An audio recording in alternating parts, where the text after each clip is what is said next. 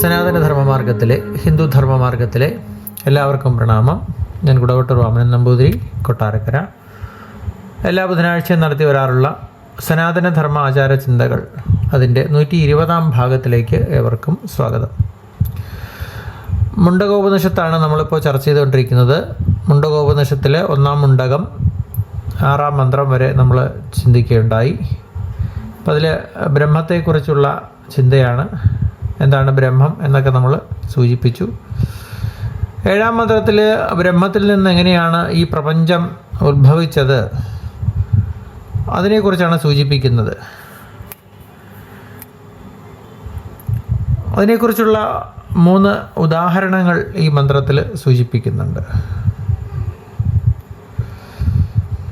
എട്ടുകാലികൾ എങ്ങനെയാണോ സ്വയം നൂലുണ്ടാക്കുകയും വല കെട്ടുകയും ആവശ്യം കഴിഞ്ഞ് ആ നൂലുകളെ തന്നിലേക്ക് എടുക്കുകയും ചെയ്യുന്നത്, ഏതുവിധമാണോ ഭൂമിയിൽ നിന്നും ധാന്യാദി വിളകൾ മുളച്ചുണ്ടാകുന്നത്, ഏതുവിധമാണോ മുടിയും രോമങ്ങളും ഒരു മനുഷ്യനിൽ വളരുന്നത്, അപ്രകാരമാണ് അക്ഷരബ്രഹ്മത്തിൽ നിന്നും പ്രപഞ്ചം മുഴുവൻ ഉണ്ടാകുന്നത്. ഇതാണ് 7-ാം മന്ത്രത്തിൻ്റെ സാമാന്യമായ താല്പര്യമെന്ന് പറയുന്നത്. അപ്പോൾ പ്രപഞ്ച ഉൽപ്പത്തി എങ്ങനെയാണ് ബ്രഹ്മത്തിൽ നിന്നുണ്ടായി ബ്രഹ്മത്തിൽ വിലയിക്കുന്ന തരത്തിലാണ് ഈ പ്രപഞ്ച ഘടന എന്ന് പറയുന്നത്. ഒരു വലിയ എനർജിയിൽ നിന്നും ആ എനർജിയുടെ അംശമായി ചെറിയ എനർജി ഉണ്ടാവുകയും ആ ചെറിയ എനർജി വീണ്ടും പൂർവാവസ്ഥയിലുണ്ടായ വലിയ എനർജിയിലേക്ക് ലയിക്കുകയും ചെയ്യുന്ന ഒരു സാഹചര്യം. ഒരു ചാക്രിയമായ ഒരു സംവിധാനമാണ് ബ്രഹ്മത്തിൽ നിന്നുള്ള പ്രപഞ്ചോൽപ്പത്തി എന്ന് പറയുന്നത്. അതാണ് ഇവിടെ സൂചിപ്പിക്കുന്നത്. എട്ടുകാലി തൻ്റെ ആവശ്യത്തിന് വേണ്ടി ശരീരത്തിലെ നൂലുകൊണ്ട് വലയുണ്ടാക്കുന്നു. ആവശ്യം കഴിഞ്ഞ് ആ നൂലുകളെ തന്നിലേക്ക് എടുക്കുന്നു. ഇതുപോലെ ബ്രഹ്മത്തിൽ നിന്നും പ്രപഞ്ചം ഉത്ഭവിക്കുകയും അന്ത്യത്തിൽ പ്രപഞ്ചം ബ്രഹ്മത്തിൽ ലയിക്കുകയും ചെയ്യുന്നു. അതിനുള്ള മറ്റ് 2 ഉദാഹരണങ്ങൾ കൂടിയാണ് പറഞ്ഞത്. ഭൂമിയിൽ നിന്നും ധാന്യാദി വിളകൾ ഉണ്ടാകുന്നു.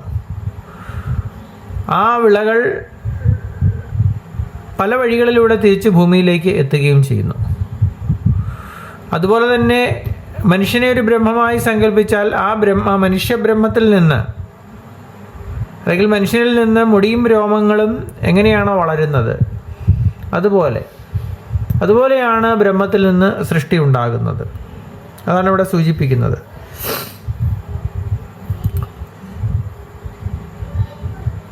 ചിലന്തി പുറമേ നിന്നുള്ള യാതൊരു ഉപകരണവും കൂടാതെ വല നെയ്യുകയും തന്നിലേക്ക് തന്നെ അതിനെ ഉപസംഹരിക്കുകയും ചെയ്യുന്നു. അതുപോലെ ബാഹ്യമായ യാതൊരു ഉപകരണവും കൂടാതെ ഈ പ്രപഞ്ചം ബ്രഹ്മത്തിൽ നിന്ന് ആവിർഭവിക്കുകയും ബ്രഹ്മത്തിൽ തന്നെ വിലയം പ്രാപിക്കുകയും ചെയ്യുന്നു. ഇപ്പം ഇവിടെ മറ്റൊന്ന്, ചിലന്തി സ്വന്തം കാര്യസാധ്യത്തിന് വേണ്ടിയാണ് വല നെയ്യുന്നത്. അതുപോലെ ഈ സൃഷ്ടിയിൽ ബ്രഹ്മത്തിന് എന്തെങ്കിലും സ്വാർത്ഥ താല്പര്യം ഉണ്ടായിരിക്കുമോ എന്ന സംശയത്തെ അകറ്റുവാനാണ് 2ാമത് പറഞ്ഞ ഉദാഹരണം പറഞ്ഞിട്ടുള്ളത്. ഭൂമി ചെടികളെ മുളപ്പിക്കുകയും വളർത്തുകയും ചെയ്യുന്നത് സ്വന്തം കാര്യത്തിന് വേണ്ടിയല്ല എന്ന് നമുക്കെല്ലാവർക്കും അറിയാം. അതുപോലെ സ്വാർത്ഥതയില്ലാതെ തന്നിൽ നിന്ന് ഈ ജഗത്ത് ആവിർഭവിപ്പിക്കുന്നതിൽ, അതാണ് ബ്രഹ്മത്തിൻ്റെ അവസ്ഥ എന്ന് പറയുന്നത്. സ്വാർത്ഥതയില്ലാതെയാണ് ഈ പ്രപഞ്ചത്തെ ബ്രഹ്മം ആവിർഭവിപ്പിക്കുന്നത്.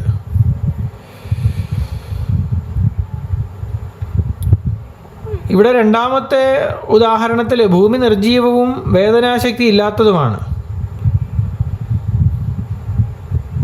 ബ്രഹ്മം അതുപോലെ അല്ല എന്ന് കാണിക്കുവാനാണ് 3ാമത്തെ ഉപമ പറഞ്ഞിട്ടുള്ളത്. ചൈതന്യവാനായ മനുഷ്യനിൽ നിന്ന് ജഡങ്ങളായ രോമങ്ങളും നഖങ്ങളും യാതൊരു പ്രേരണയും ഇല്ലാതെ സ്വയം വളരുന്നു. അതുപോലെയാണ് ചൈതന്യസ്വരൂപമായ ബ്രഹ്മത്തിൽ യാതൊരു ശ്രമവും കൂടാതെയാണ് ജഡമായുള്ള പ്രപഞ്ചം ആവിർഭവിക്കുന്നത്. അപ്പോൾ ഇങ്ങനെ 3 ദൃഷ്ടാന്തങ്ങളാൽ സലക്ഷണങ്ങളും വിലക്ഷണങ്ങളുമായ ഈ ഭൂതങ്ങൾ, അതായത് ഈ പ്രപഞ്ചം മുഴുവൻ വേറെ യാതൊരു നിമിത്തത്തിൻ്റെയും ഉപാദാനത്തിൻ്റെയും അപേക്ഷ കൂടാതെ അക്ഷരബ്രഹ്മത്തിൽ നിന്ന് അനായാസേന സ്വയം ഉത്ഭവിക്കുകയും അതിൽ തന്നെ സ്ഥിതി ചെയ്യുകയും ലയിക്കുകയും ചെയ്യുന്നുവെന്ന് കാണിച്ചിരിക്കുന്നു. അപ്പോൾ ഈ ഉദാഹരണങ്ങളിൽ നിന്ന് അപ്പോൾ 3 ഉദാഹരണങ്ങൾ കൊടുത്തിട്ടുള്ളത് 3 ഉദ്ദേശ്യത്തോടു കൂടിയാണ്.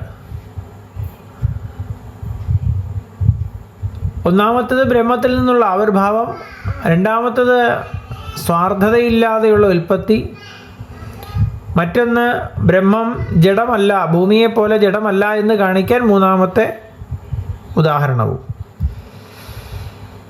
വളരെ കൃത്യമായ രീതിയിലാണ് ഈ ഉദാഹരണങ്ങൾ ആലോചനാമൃതമായിട്ടാണ് കൊടുത്തിട്ടുള്ളത്.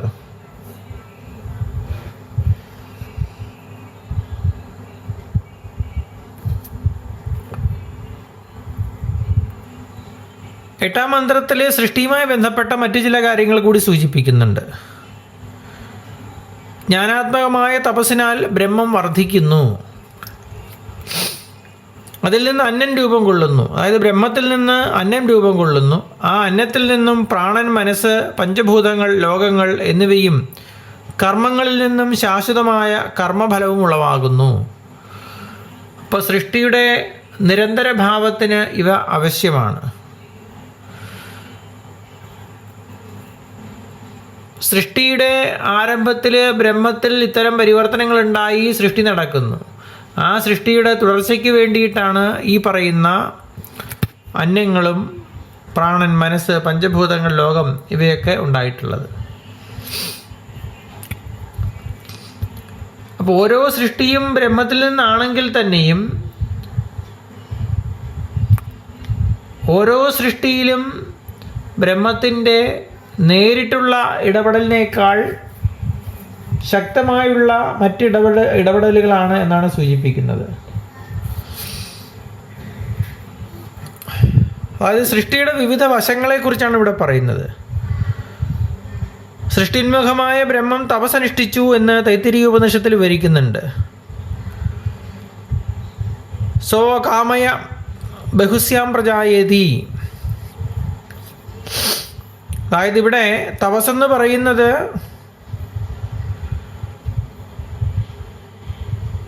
ബഹുസ്യാം പ്രജായേതി എന്ന് പറഞ്ഞിട്ട് സ തപോതപ്യത സ തപസ്തത്വ ഇദം സർവമസ്യജത എന്ന് പറയുന്നുണ്ട്.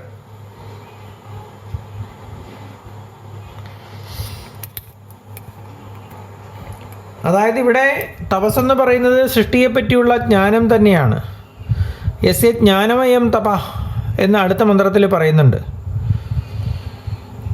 അപ്പോൾ ഇച്ഛാ, ജ്ഞാനം, ക്രിയ, ഇച്ഛാശക്തി, ജ്ഞാനശക്തി, ക്രിയാശക്തി, ഈ ശക്തികളെ കൊണ്ട് വികാസം പ്രാപിക്കുന്ന ബ്രഹ്മത്തിൽ നിന്ന് ആദ്യമായി അന്നമുണ്ടാകുന്നു. ഭോജ്യപദാർത്ഥമായ അന്നമായി ഇവിടെ പറയുന്നത് അവ്യാകൃത പ്രകൃതിയെയാണ്. പുരുഷന് ഭോജ്യയാണ് പ്രകൃതി എന്ന് സാഖ്യന്മാരും പറയുന്നുണ്ട്. ഈ ഒരു ഇതിനെയാണ് രയി എന്ന് പ്രശ്നോപനിഷത്തിൽ നമ്മൾ നേരത്തെ സൂചിപ്പിച്ചത്. അങ്ങനെ അവ്യാകൃത പ്രകൃതിയിൽ നിന്ന് ആദ്യമായി ജനിക്കുന്നത് ഹിരണ്യഗർഭനാണ്. അവിദ്യാകാമ കർമ്മപ്രേരിതന്മാരായ ജീവന്മാരുടെ സമഷ്ടിരൂപനായ ഹിരണ്യഗർഭനെയാണ് ഇവിടെ പ്രാണൻ എന്ന് പറയുന്നത്. ആ പ്രാണനിൽ നിന്ന് സങ്കല്പ, വികല്പ, സംശയ നിർണയാത്മകമായ അന്ധക്കരണവും അന്ധക്കരണത്തിൻ്റെ സങ്കല്പാദി ഭാവങ്ങളെ കൊണ്ട് സത്യമെന്ന് പറയുന്ന ആകാശാദി പഞ്ചഭൂതങ്ങളും ഉണ്ടാകുന്നു. നാമരൂപാത്മകമായ ഈ ദൃശ്യപ്രപഞ്ചത്തെ അപേക്ഷിച്ച് സൂക്ഷ്മഭൂതങ്ങൾ അനന്തങ്ങളും സ്ഥിരവുമായതുകൊണ്ട് ഉപനിഷത്തുക്കൾ അവയെ സത്യമെന്ന് പറയുന്നു. ബൃഹദാരണ്യോപനിഷത്തിൽ ബ്രഹ്മത്തെ സത്യസ്യ സത്യം എന്നാണ് പറയുന്നത്. പഞ്ചഭൂതങ്ങളുടെ അന്യോന്യമായ ചേർച്ച കൊണ്ടാണ് സ്ഥൂലപ്രപഞ്ചത്തിലുള്ള ലോകങ്ങളെല്ലാം ഉണ്ടാകുന്നത്.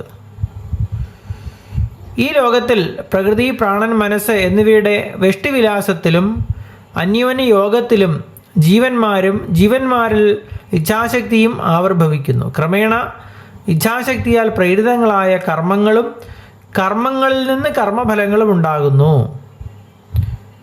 കർമ്മങ്ങൾ അവസാനിച്ച ശേഷവും മനുഷ്യരുടെ മനസ്സിലും ശരീരത്തിലും പ്രതികരണം ഉണ്ടാക്കിക്കൊണ്ട് അനുഭവിച്ച് തീരുന്നതുവരെ അവശേഷിക്കുന്നതിനാൽ കർമ്മഫലങ്ങളെ അമൃതമെന്ന് പറഞ്ഞിരിക്കുന്നു.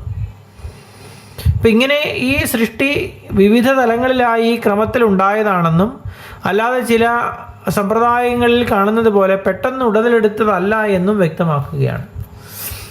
അപ്പോൾ പ്രപഞ്ചത്തിൻ്റെ ക്രമാനുഗതമായ ഉൽപ്പത്തിയാണ് ഇവിടെ സൂചിപ്പിക്കുന്നത്. മറ്റ് സെമിറ്റിക് മതങ്ങൾ പറയുന്നത് പോലെ ഒരു സുപ്രഭാതത്തിൽ ഈ പ്രപഞ്ചത്തെ മുഴുവൻ തങ്ങളുടെ ഈശ്വരൻ സൃഷ്ടിച്ചു എന്ന തലത്തിലല്ല ഇവിടെ പറയുന്നത്. സൃഷ്ടിയുടെ ക്രമമായ താളാത്മകമായ വളർച്ചയെ അതാണ് ഇവിടെ സൂചിപ്പിക്കുന്നത്. ഒരു സുപ്രഭാതത്തിൽ ഈ കാണുന്ന ലോകം ഇതുപോലെ ഈശ്വരൻ സൃഷ്ടിച്ചു എന്നല്ല പറയുന്നത്. സൃഷ്ടിക്കൊരു ക്രമമുണ്ട്.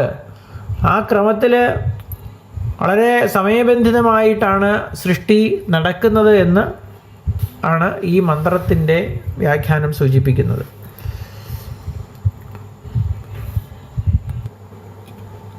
ഒമ്പതാം മന്ത്രത്തിൽ മുൻപ് പറഞ്ഞ വിഷയങ്ങളെ ഉപസംഹരിച്ചു കൊണ്ടുള്ള ഒരു വ്യവസ്ഥയാണ് നൽകിയിട്ടുള്ളത്. ബ്രഹ്മം ജ്ഞാനസ്വരൂപം തന്നെയാണെന്നും അതുകൊണ്ട് സമഷ്ടിരൂപമായി പ്രപഞ്ചത്തിൽ സംഭവിക്കുന്നതെല്ലാം അതിൻ്റെ അറിവിൽ പെടാതെ പോകുന്നില്ല. അതുപോലെ എല്ലാ ജീവജാലങ്ങളിലും അന്തര്യാമിയായിട്ട് സ്ഥിതി ചെയ്യുന്നതിനാൽ വ്യഷ്ടികളിൽ നടക്കുന്നതും അതറിയുന്നു. അതായത് ഈ പ്രപഞ്ചത്തിൽ ഒരു പുൽക്കൊടി ചലിക്കുന്നത് പോലും ബ്രഹ്മം അറിയാതെയല്ല. അത് വ്യഷ്ടി രൂപത്തിലാണെങ്കിലും സമഷ്ടി രൂപത്തിലും എല്ലാം തന്നെ ഈ പ്രപഞ്ചത്തിൽ നടക്കുന്ന സർവകാര്യങ്ങളും ബ്രഹ്മം അറിഞ്ഞുകൊണ്ട് തന്നെയാണ്. ആ ബ്രഹ്മം അറിയാതെ യാതൊന്നും ഈ പ്രപഞ്ചത്തിൽ നടക്കില്ല എന്ന് അടിവരയിട്ട് പറഞ്ഞുകൊണ്ടാണ് ഒന്നാം മുണ്ടകം ഉപസംഹരിക്കുന്നത്. ചുരുക്കത്തിൽ ഈശ്വരൻ തന്നെയാണ് സർവവുമെന്നും ഈശ്വരൻ തന്നെയാണ് സ്വയം ജീവനും ജഗത്തും സർവവുമായി തീരുന്നത് എന്നുമുള്ള ബോധം പൂർണ്ണജ്ഞാനമുണ്ടാകുമ്പോൾ ഉണ്ടാകുന്നുവെന്നും ആ ബോധമാണ് വേണ്ടതെന്നുമാണ് ഈ ഉപനിഷത്തിൻ്റെ ഈ ഭാഗം സൂചിപ്പിക്കുന്നത്. അപ്പോൾ ബ്രഹ്മത്തിൽ നിന്ന് ആണ് പ്രപഞ്ചോൽപ്പത്തി. അത് ആ ബ്രഹ്മം പ്രപഞ്ചത്തിലെ സർവ ചരാചരങ്ങളുടെയും ഉൽപ്പത്തിക്ക് ഹേതുവായെന്നും പ്രപഞ്ചത്തിൽ നടക്കുന്ന ഒരു ചെറിയ മാറ്റം പോലും, ഒരു പുൽക്കൊടിയുടെ ചലനം പോലും ബ്രഹ്മം അറിയാതെ സംഭവിക്കുന്നില്ല എന്നും പ്രപഞ്ചമാകുന്ന ബോധമനസ്സിൽ, ആ ബോധമനസ്സാണ് ബ്രഹ്മം, ആ ബോധമനസ്സിൽ നടക്കുന്ന എല്ലാ കാര്യങ്ങളും ആകസ്മികമല്ല, കൃത്യമായി അറിഞ്ഞുകൊണ്ട് സംഭവിക്കുന്നതാണ് എന്നും പറഞ്ഞുകൊണ്ട് ഒന്നാം മുണ്ടകം അവസാനിപ്പിക്കുകയാണ് ചെയ്യുന്നത്. ചുരുക്കത്തിൽ